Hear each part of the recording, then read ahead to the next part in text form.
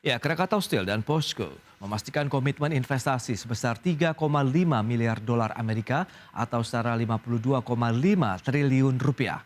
Adapun investasi tersebut digunakan untuk produksi baja otomotif kendaraan listrik yang akan dimulai pada tahun 2023 mendatang.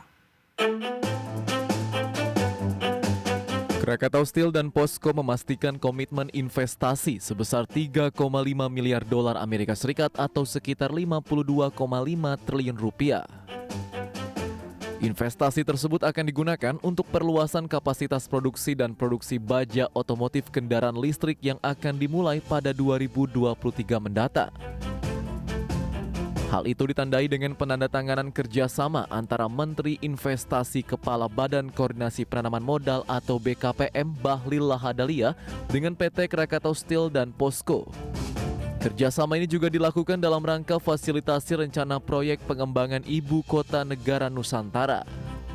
Nota kesepahaman antara pemerintah Indonesia yang diwakili oleh kami dan PT POSCO dan Krakatau Steel, di mana total investasinya sebesar 3,5 miliar US dollar ini akan masuk pada pengembangan kapasitas industri dari baja dari 6 juta ton menjadi 10 juta ton, di mana ini mempunyai spesifikasi khusus untuk menyuplai kendaraan listrik. Jadi nanti kita di Indonesia baterainya sudah dari hulu ke hilir. Kemudian sekarang mobilnya sudah, tapi tidak hanya itu kita cukup, kita pingin bahan bakunya kalau bisa kita maksimalkan semuanya dari Indonesia. Sementara itu, Direktur Utama PT Krakatau Steel Silmi Karim mengatakan dukungan pemerintah sangat membantu perkembangan rencana perluasan investasi Krakatau Steel dan POSCO ini. Adapun CEO POSCO Kim Hakdong berharap investasi ini dapat berkontribusi positif terhadap pertumbuhan ekonomi nasional Indonesia dan terus meningkatkan hubungan kerjasama investasi antara Indonesia dan Korea Selatan. Seperti diketahui, POSCO telah berinvestasi di Indonesia melalui PT Krakatau POSCO, sebuah perusahaan joint venture antara PT KS dengan POSCO yang berdiri sejak tahun 2010. Seperti diketahui, POSCO telah berinvestasi di Indonesia melalui PT Krakatau POSCO, sebuah perusahaan joint venture antara PT Krakatau Steel dengan POSCO yang berdiri sejak tahun 2010. Adapun total investasi sebesar 3,7 miliar dolar Amerika Serikat dan telah menyerap tenaga kerja sebanyak 7.000 orang. Dari tim liputan IDX Channel.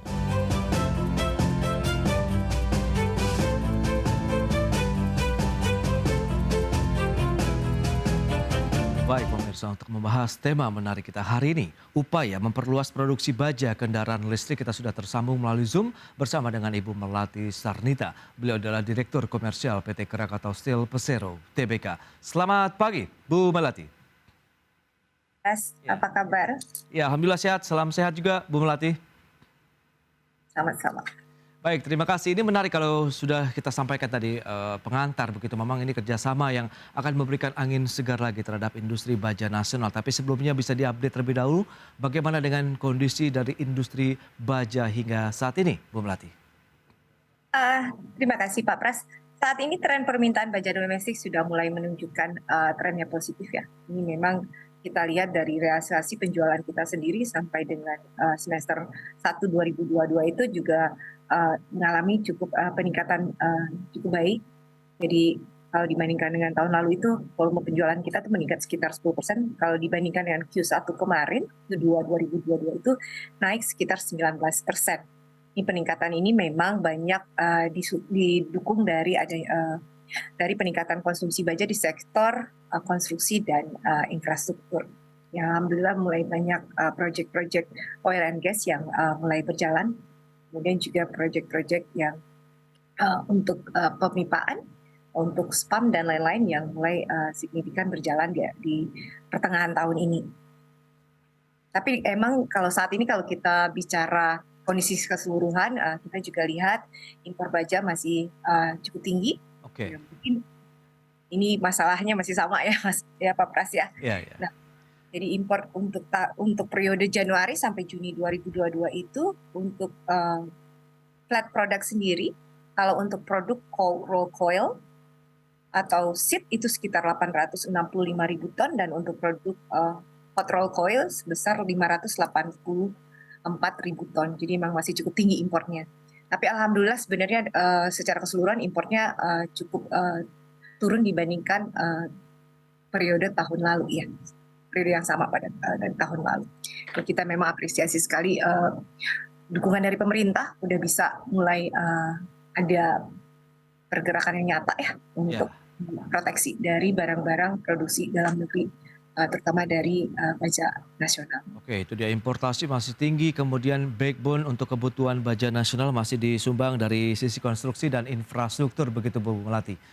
Yes. Oke, tapi kalau kita lihat dalam waktu beberapa terakhir lah kalau bisa dikatakan begitu, ada upaya dari pemerintah yang tadi Anda katakan melindungi industri baja nasional. Kemarin sudah ada penyitaan terhadap bahan baku impor baja yang berasal dari China ini. Nilainya sekitar 41,68 miliar rupiah. Bagaimana Anda mencermati kondisi ini? Kami sangat mengapresiasi sekali ya dan menyambut baik sekali langkah tegas pemerintah, khususnya Menteri Perdagangan Republik Indonesia serta jajaran Direktorat Jenderal Perlindungan Konsumen dan Tertib Niaga Kementerian Perdagangan. Karena memang langkah yang diambil oleh Bapak Menteri Zulkifli Hasan ini merupakan langkah positif yang patut dicontoh dan perlu dilakukan secara reguler oleh kementerian atau penegak hukum terkait. Ini memang faktor utama yang kita lihat di kebetulan produk yang kemarin itu disita itu produk BJLAS ya. Jadi memang buat kami sendiri untuk produk-produk yang disita itu banyak di produk-produk end product yang secara quality sebenarnya jauh di bawah standar yang diterapkan oleh industri baja nasional.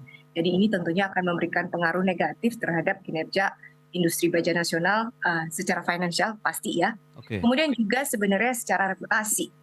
Ini kami sangat mendukung sekali upaya dari Kementerian Perdagangan ini karena dengan adanya penyitaan barang-barang yang beredar di Indonesia dengan kualitas yang di bawah standar SNI, menurut kami tentunya ini akan memberikan kejelasan juga kepada masyarakat bahwa baja-baja yang beredar itu ada baja yang standar yang memakai SNI, kemudian ada yang baja yang di bawah standar. Jadi contohnya untuk baja-baja ringan itu biasanya ketebalan yang kita pakai untuk produk lokal sesuai dengan SNI itu sekitar 0,2 mm. Nah, rata-rata barang-barang yang diimpor dari China itu di bawah 0,2 mm. Itu sekitaran ada yang bahkan sampai 0,15 saja bajanya.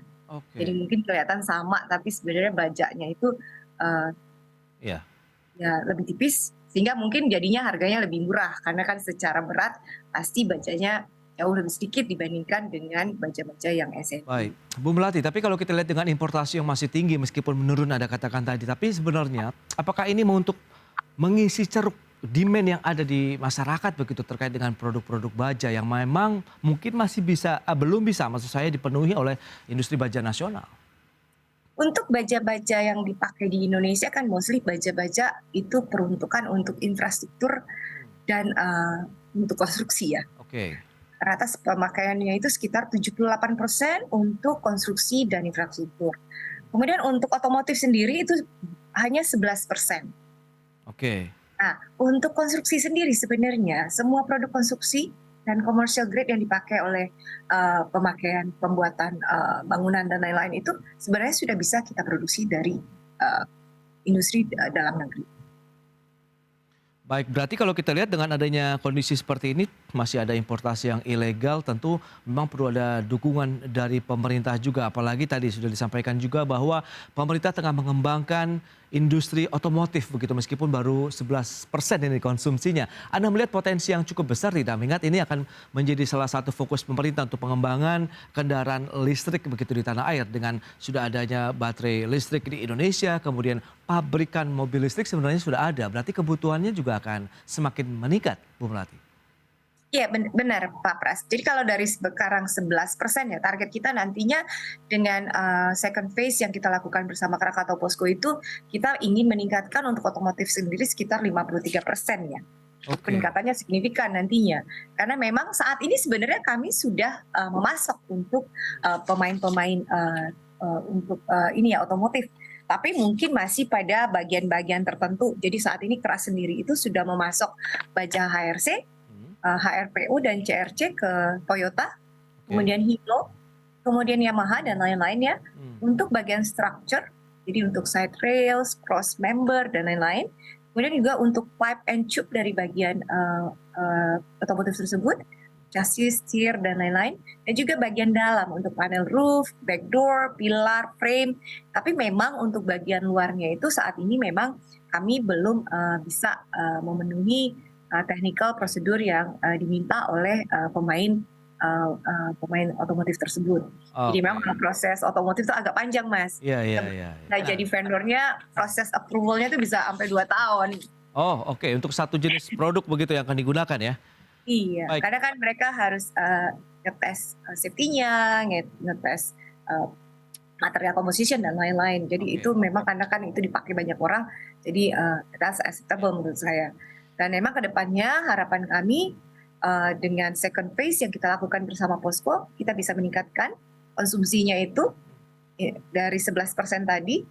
Dengan kemampuan yang kita lebih tingkatkan lagi, kita bisa masuk ke baja otomotif itu dan bisa meningkatkan konsumsinya itu di 53% ketika pabrik-pabrik mobil listrik itu sudah dibangun di Indonesia. Nah, itu targetnya memang seperti itu, Pak Pran. Dan berikut ini kami sampaikan infografik untuk Anda terkait dengan investasi di sektor baja.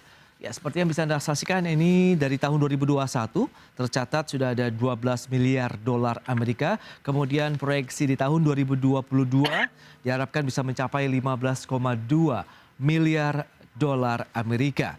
Itu dia untuk investasi di sektor baja di tanah air. Selanjutnya kita akan cermati dari sisi program pengendalian impor baja. Ini apa saja sih? Ada substitusi impor termasuk penurunan nilai impor untuk beberapa produk baja, kemudian peningkatan penggunaan produk dalam negeri, penerapan SNI wajib dalam rangka melindungi konsumen dalam negeri, kemudian pemberian insentif untuk mendorong peningkatan investasi di sektor industri logam. Baik, kita akan lanjutkan kembali perbincangan bersama dengan Ibu Melati Sarnita, Direktur Komersial PT Krakatau Steel Persero Tbk. Baik, Bu Melati, kita akan lanjutkan kembali perbincangan. Kalau berdasarkan data tadi yang sudah disampaikan, investasi di sektor baja memang terus mengalami peningkatan. Kemarin juga sudah disampaikan tadi Krakatau Steel, Posko begitu. Ini lebih kepada strategi seperti apa yang diterapkan dengan adanya kerjasama seperti ini, Bu Melati? Jadi memang kalau dari awal joint venture agreement kita dengan Posko itu memang kita sudah dari awalnya itu ingin mencoba membuat 10 MTPA cluster Cilegon untuk flat product. Jadi untuk HRC, CRC produk, kemudian dan produk turunannya. Jadi memang dari awal kita ada step by step. Jadi second phase ini second phase sebenarnya. The first phase itu 3 MTPA. Saat ini sudah ada ya yang existing itu 3 MTPA dari Krakatau Posko. Baik. Mereka juga punya 1,5 plat mill, 1,5 juta. Kemudian the second stage itu yang 3,5 miliar tadi, nanti keharapan kita itu bisa nanti di hulunya itu nanti akan ada sekitar 6,5 MTPA.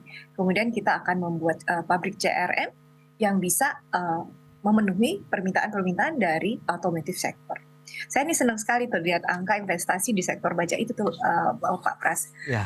Udah ada 12 miliar tapi sayangnya utilisasinya masih di bawah 54%, sayang kan ya. Oh, oke. Itu dia, Bu. Apa sih yang menjadi bottleneck-nya begitu? Karena memang produksi dari otomotif atau infrastruktur maupun dari sisi konstruksi yang memang belum signifikan atau bagaimana? Karena memang saat ini kewajiban untuk memakai baja nasional itu belum ada ya. Mungkin tahun ini sudah sangat keras sekali ya untuk P3DN. Ini kita apresiasi sekali untuk Pak Jokowi memberikan arahan ya untuk seluruh BUMN untuk meningkatkan PKDN untuk material ini. We really appreciate that gitu. Karena sebelum-sebelumnya itu tidak diwajibkan. Jadi bahkan ada beberapa proyek nasional ya. Tapi karena dibundle dengan financing agreement, itu malah produk nasionalnya hampir zero gitu. Jadi kadang-kadang kita agak agak tertekannya di situ ya. Karena dengan utilisasi 54% dan investasi 12 billion dan kemudian akan jadi 15,5 tadi, Oke, oke. ya harusnya utilisasinya bisa mencapai 80% seperti Betul. economic scale yang kita harapkan ketika kita berinvestasi. Nah itu dia. Jadi, Itu kalau kita bicara mengenai bottleneck, lantas sebenarnya kebutuhan baja nasional sendiri berapa? Kemudian yang bisa disupport oleh industri baja nasional itu sudah di level berapa, Bu Melati? kebutuhan baja nasional sendiri tahun ini sekitar 15,5 juta ya Oke. Pak Pras ya. Dan kita itu sebenarnya karena untuk infrastruktur dan konsumsi itu 78%, harusnya 78% itu sudah 100% Betul. bisa diproduksi di sini. Jadi harusnya kalau bicara dari situ kan utilisasi sudah 78 ya. Yes. Kemudian yang otomotif 11% itu kita memang ada bagian-bagian yang kita belum produksi di sini. Tapi sudah banyak bagian-bagian yang kita support dari domestik gitu. Oke. Jadi mungkin dari utilisasi sekitar ya hampir 40%-nya lah ya untuk otomotif itu kita sudah bisa supply dari lokal. Tapi kalau kita bicara konstruksi kan, dari 78 itu kan sebenarnya compare dengan utilisasi 54 itu kan Iya. doesn't sounds correct to me ya. Betul. Jadi memang harapan kita ya kalau setiap proyek-proyek itu diwajibkan TKDN materialnya untuk harus memakai produk Indonesia. Oke. Saya pikir itu akan dengan signifikan akan menghilangkan bottleneck tadi. Betul, Dan karena ini targetnya cukup kencang juga dari 11% ke 53%. Kalau tidak ada payung hukum atau arahan yang tegas begitu, ini mungkin akan sulit dikejar, Bu Melati. Ya, begitu Mas. Jadi memang harapan dari kami dengan adanya investasi ya, HSM 2 kemarin kan kita sudah investasi, saat ini pemakaiannya belum full, which is itu sebenarnya set story ya, harusnya kan bisa kita fulling. Kita udah punya 3,9 MTPA saat ini, tapi belum sepenuhnya bisa diutilisasi. Kemudian nanti ke depannya Krakatau Posko akan membuat second stage untuk 3,5 miliar lagi. Jadi memang harapan kami dari 11% menjadi 53 itu sebaiknya ada peraturan pemerintah yang mewajibkan penggunaan lokal konten material, terutama untuk mobil listrik. Jadi saat ini kita bisa lihat mobil-mobil listrik itu masih hanya assembly aja di Indonesia. Nah, itu dia. Oke. Jadi kedepannya dengan investasi yang kita keluarkan, dan ini kan BUMN ya, automatically itu pemerintah, ada share pemerintah di situ. Jadi memang kami sangat berharap banyak kedepannya langkah-langkah yang bisa dilakukan untuk bisa memproteksi itu. Oke. Jadi memang sebaiknya sih ya lokal konten itu untuk future mobil listrik itu menjadi sebuah kewajiban. Karena kan mereka dapat insentif ya. Nah insentif itu kan sebaiknya ya kalau ya harus ada imbal balik terhadap industri nasional. Semakin menarik perbincangan kita mengenai bagaimana produksi baja nasional bisa memenuhi kebutuhan otomotif, khususnya kendaraan listrik yang menjadi fokus dari pemerintah. Kita lanjutkan kembali perbincangan bersama dengan Ibu Melati Sarnita, Direktur Komersial PT Krakatau Steel Persero Tbk. Ya, Bu Melati, lantas bagaimana dengan kesiapan dari industri baja nasional apabila ingin memenuhi semua komponen baja yang dibutuhkan dari sektor otomotif, khususnya kendaraan listrik? Salah satu memang kenapa kita mengambil Posko sebagai partner kita adalah karena memang kemampuan mereka untuk memproduksi baja-baja otomotif juga. Jadi kan Posko itu terkenal salah satu sebagai perusahaan baja internasional yang efisien. Dan juga mereka juga memiliki teknologi-teknologi yang bisa kita pakai untuk pemenuhan baja-baja domestik. Jadi kedepannya memang harapan kami dengan second stage ini, kemudian kita bisa bersama-sama dengan Posko dalam Krakatau Posko. Jadi kan di Krakatau Posko itu nanti future-nya itu 50-50, jadi KS itu 50%, kemudian Poskonya 50%. Kita akan melakukan pengembangan untuk produk-produk otomotif. Jadi yang HSM 2 kita sekarang itu sebenarnya sudah bisa rolling untuk ketebalan yang dibutuhkan oleh otomotif. Kemudian nantinya kita akan membuat PLTCM atau CRM ya untuk pemenuhan otomotif produk. Jadi kemudian juga ada beberapa produk lain yang sekarang kita juga lagi diskusi dengan PLN, yaitu silicon steel. Itu juga kita akan mulai untuk mencoba memproduksi di sini dengan bantuan Posko. Jadi memang harapannya dengan adanya second stage ini, produk-produk yang tadinya tidak kita bikin di sini, kita bisa bikin di sini gitu. Oke, di situ memang ada ahli teknologi, transfer ilmu atau seperti apa Bu dalam kerjasama ini? Atau sebenarnya kita sudah memiliki kemampuan, tinggal teknologinya saja yang dibutuhkan? Kemampuannya sudah ada, dulu kita pernah bikin ya. Taman isunya di Indonesia itu kadang-kadang kan pasar ya. Economic scale-nya nggak memenuhi gitu. Apalagi dengan tidak diwajibkannya pakai produk dalam negeri kan. Jadi sehingga economic of scale ketika kita membuat special steel tersebut menjadi sangat mahal gitu kan. Jadi memang harapan kami ke depannya dengan proteksi market dalam negeri untuk produk-produk Indonesia melalui program TKDN ini ke depannya economic scale dari masing-masing produk itu bisa kita capai sehingga kita bisa memberikan baja yang kompetitif. Kemudian juga special grade yang dibutuhkan oleh industri tertentu itu kita bisa lakukan di Indonesia. Secara kemampuan kita mampu. Oke. Baik, lantas ini tahun 2023 baru akan dimulai. Persiapan yang sudah dilakukan sampai dengan menuju masa produksi ini apa saja Bu? Apakah memang ini juga termasuk menyiapkan dari sisi manajemen pemasaran dan juga mungkin nanti produksinya juga yang sudah dipetakan? Iya, jadi memang saat ini yang kita lakukan kita mempersiapkan, of course kita mempersiapkan konsep dari project itu ya untuk toward 53% otomotif itu bersama Krakatau Posko, jadi KS Krakatau Posko. Kemudian kita juga mencoba memberikan edukasi ke market. Ini penting sekali menurut saya memberikan edukasi ke market, termasuk juga berusaha untuk menjadi bagian dari vendor-vendor dari otomotif provider tersebut. Jadi memang harapan kami kita dengan mengembangkan beberapa R&D ke depannya untuk otomotif itu kita bisa mulai menggait pasar-pasarnya. Untuk existing fasilitas kita sendiri saat ini kecuali untuk bagian body kita sudah mampu sebenarnya. Oke. Dan dibantu dengan Posko melalui Krakatau Posko dengan casting di blast furnace mereka untuk special grade sambil menunggu yang second stage itu jadi sebenarnya dengan ya kalau sekarang kan baru 54% ya utilisasinya ya. We still have some more to produce sebenarnya kalau produksi nasional memang diwajibkan untuk memakai produk-produk dalam negeri.